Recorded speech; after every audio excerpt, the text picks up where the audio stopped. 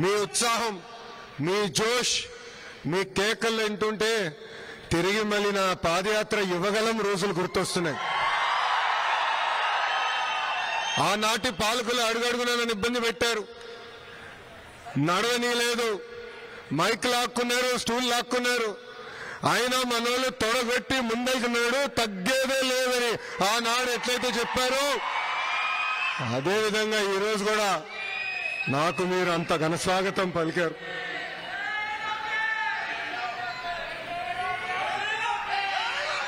ఇక్కడ చాలా మందిని ప్రతిపక్షం రోజుల నుంచి నాకు పరిచయం ఉన్నవారు, వాళ్ళందరిని చూసినప్పుడు ఆ రోజులు గుర్తొస్తున్నాయి.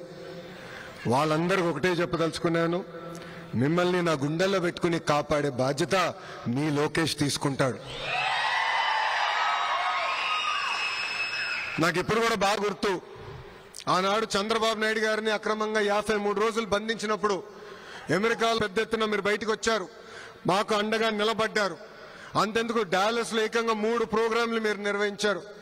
మీకు కేవలం ఒక ప్రోగ్రాం అయి ఉండొచ్చు, కానీ మా కుటుంబానికి మీరు కొండంత బలం ఇచ్చారు.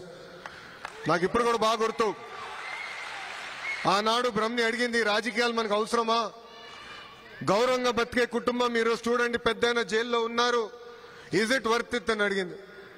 కానీ మీరు మాకు అండగా నిలబడారే. అదేవిధంగా హైదరాబాద్ లో ఆ స్టేడియంలో సుమారుగా 45,000 మంది వచ్చి గ్రాటిట్యూడ్ కాన్సర్ట్ నిర్వహించారే, అది మాకు కొండంత ధైర్యం ఇచ్చింది. ఈ రోజు నేను ఈ వేదిక మీద నుంచున్నానంటే మీరు నాకు అండగా నిలబడారు కనుకనే నేను ఇక్కడ నుంచోకెళ్ళాను.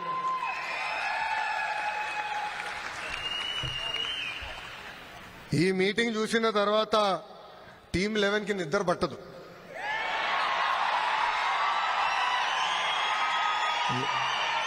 తెలుగువారి ఆత్మగౌరవాన్ని ప్రపంచానికి పరిచయం చేసిన 3 అక్షరాలు ఏంటి? ఎన్టీఆర్. విశ్వవిఖ్యాత నట సార్వభౌమ స్వర్గీయ శ్రీ నందమూరి తారక రామారావు గారు. సంక్షేమాన్ని భారతదేశానికి పరిచయం చేసిన వ్యక్తి అన్న ఎన్టీఆర్.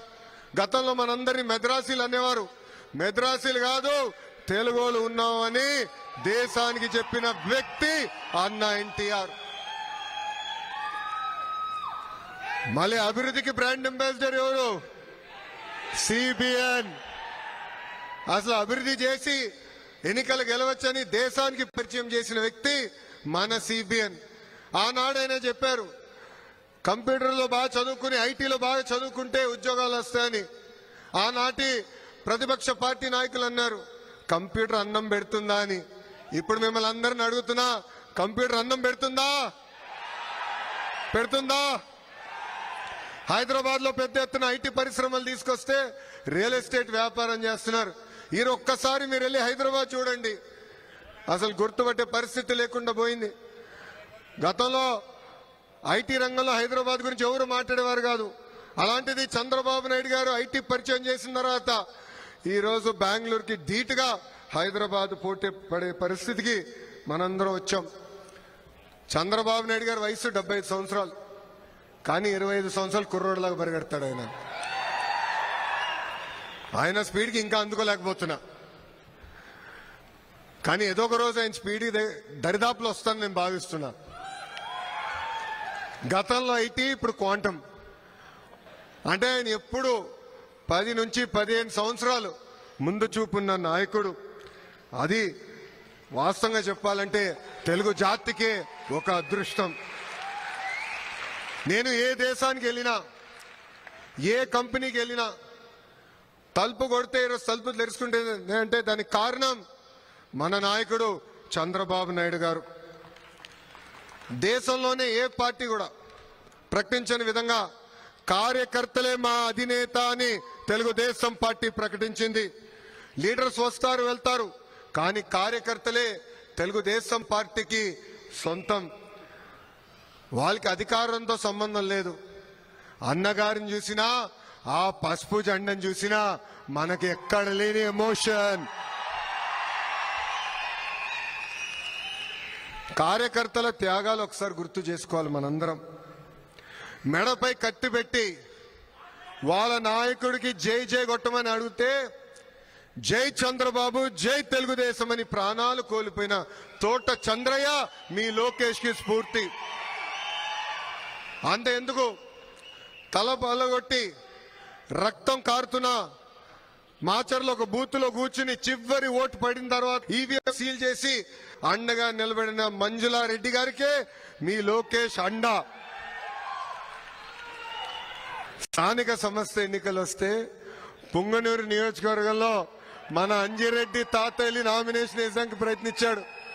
వాళ్ళు నామినేషన్ లాక్కోవాలంటే మీసాలు తిప్పి తొడగొట్టి రా బిడ్డ రా అని చెప్పిన అంజిరెడ్డి తాత నాకు స్ఫూర్తి. అంతేకాదు జై తెలుగుదేశం అన్నందుకు విజయవాడలో గాంధీ గారి కంటు చూపు పోగొట్టుకున్నారు. ఆనాడు వైకాపా గూండాలు వచ్చి పొడిసి ఆయన కంటు చూపే పోగొట్టారు. 2019 నుంచి 24 వరకు రాష్ట్రంలో ఎలాంటి విధ్వంస పాలన జరిగిందో నాకంటే మీకే బాగా తెలుసు. తెలుగుదేశం పార్టీ జెండా ఎగిరేయాలన్నా లేదా జై తెలుగుదేశం అన్నాలన్నా ఆనాడు మనల్ని కొట్టేవారు, మైకులు లాక్కునేవారు, ఏకంగా ఇంటికి బయటికి కూడా అడుగు పెట్టించే పరిస్థితి లేకుండా పోయింది. వై నాట్ 175 అన్నారు, ప్రజలు అన్నారు వై నాట్ 11 అని. చంద్రబాబు గారు పవన్ అన్న ఫోటోలు పెట్టి బాక్సింగ్ చేశారు, వాళ్ళతో ఫుట్బాల్ ఆడుకున్నారు. ఏకంగా సిద్ధం అని బయలుదేరారు, ప్రజలే ఆ పార్టీని శాశ్వతంగా భూస్థాపితం చేశారు. అందరూ మిమ్మల్ని ఎన్ఆర్ఐలు అంటారు. ఎన్ఆర్ఐలు అంటే నాన్ రెసిడెంట్ ఇండియన్స్. కానీ మీ లోకేష్ మిమ్మల్ని ఎంఆర్ఐ అంటారు, అంటే మోస్ట్ రిలయబుల్ ఇండియన్స్. మీరు అమెరికాలకు వచ్చి దశాబ్దాలైనా మీ మనసు ఎప్పుడు ఆంధ్ర రాష్ట్రం వైపు, మీ గుండెలు ఎప్పుడు మీ ఊరు వైపు. ఊర్లో ఏం జరుగుతుంది, ప్రజలకు అండగా నిలబడాలని మీరు ఎప్పుడు ఆలోచిస్తారు. చంద్రబాబు నాయుడు గారిని ఆనాడు అరెస్ట్ చేసినప్పుడు పెద్ద ఎత్తున బయటికి వచ్చి కూడా మీరు మాకు అండగా నిలబడ్డారు. సొంత రాష్ట్రం పైన ప్రేమ ఉంది కనుకనే మీరు ఆ రోజు ఎన్నికలు ఉన్నాయంటే కొంతమంది 6 నెలలు సంవత్సరం ముందలొచ్చి ₹1 కానీ ఒక్క 10 ఆశించకుండా మాకు మీ అండగా నిలబడ్డారు. అందుకే ఎప్పుడు లేని విధంగా 94% సీట్లు కూటమి ప్రభుత్వం కైవసం చేసుకుంది. 175కి 164 సీట్లు మనం కైవసం చేసుకున్నాం. రికార్డులు బద్దలు కొట్టాం. రాబోయే రోజుల్లో రికార్డులు కూడా తిరిగి రాయబోతున్నాం. కొన్ని జిల్లాల పేర్లు చదువుతా, ఆ జిల్లా నుంచి వచ్చిన వాళ్ళందరూ చేతులు పైకెత్తాలి. శ్రీకాకుళం జిల్లా 10 out of 10 కొట్టాం. విజయనగరం జిల్లా 9 out of 9. తూర్పు గోదావరి జిల్లా 19 out of 19. వెస్ట్ గోదావరి జిల్లా 15 out of 15. కృష్ణా జిల్లా 16 out of 16. మళ్ళీ మా Guntur 17 out of 17. Nellore 10 out of 10. Anantapur 14 out of 14. వాళ్ళ కంచుకోట అన్నారే, కడపలో కోట 10కి 7 స్థానాలు కూటమి ప్రభుత్వం కైవసం చేసుకుంది. అంటే 8 ఉమ్మడి జిల్లాల్లో కూటమి క్లీన్ స్వీప్ సాధించింది. అయా ప్రకాశం జిల్లా గురించి నేను ఎంత చెప్పినా తక్కువే. ప్రకాశం జిల్లా, విశాఖపట్నం జిల్లా 2019లో తెలుగుదేశం పార్టీ గౌరవాన్ని కాపాడిన వారు.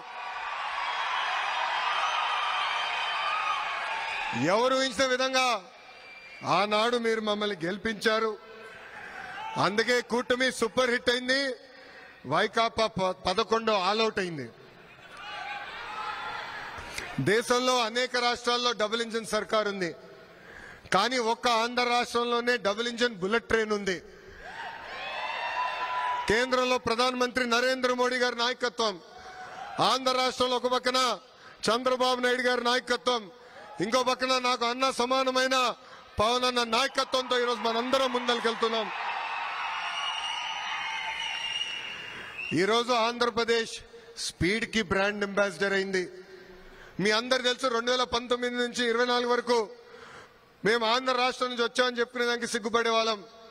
నేను ఒకరోజు ఢిల్లీకి వెళ్తుంటే పక్కన కూర్చున్న అడిగాడు, మీరు ఏ రాష్ట్రం నుంచి వచ్చారంటే ఆంధ్ర రాష్ట్రం నుంచి వచ్చానన్నా. ఓహో, సైకో పాలన రాష్ట్రం నుంచి వచ్చారా అని అడిగే పరిస్థితి. అలాంటి దగ్గర నుంచి ఈరోజు అన్ని రంగాల్లో ఆంధ్రప్రదేశ్ స్పీడ్ గా ముందరికెళ్తుంది. మన నినాదం ఒకటే, ఒక రాష్ట్రం ఒక రాజధాని, కానీ అభివృద్ధి వికేంద్రీకరణ. అందుకే అనంతపూర్ని ఒక ఆటోమేటిక్ హబ్ గా తయారు చేశాం. కర్నూలులో పెద్ద ఎత్తున రెన్యూబుల్ ఎనర్జీ ప్రోత్సహిస్తున్నాం. అనేక సిమెంట్ ఫ్యాక్టరీలు తీసుకొస్తున్నాం. చిత్తూరు, కడప జిల్లా ఎలక్ట్రానిక్స్ మ్యానుఫ్యాక్చరింగ్ పెద్ద ఎత్తున ప్రోత్సహిస్తున్నాం. నెల్లూరు జిల్లాకు వచ్చేగల ఆల్రెడీ డైవర్సిఫైడ్ మ్యానుఫ్యాక్చరింగ్ ఉంది. అక్కడ కూడా ఈ నిన్నగాక మొన్న సోలార్ సెల్ మ్యానుఫ్యాక్చరింగ్ కంపెనీలు కూడా మన ప్రభుత్వం తీసుకొచ్చింది.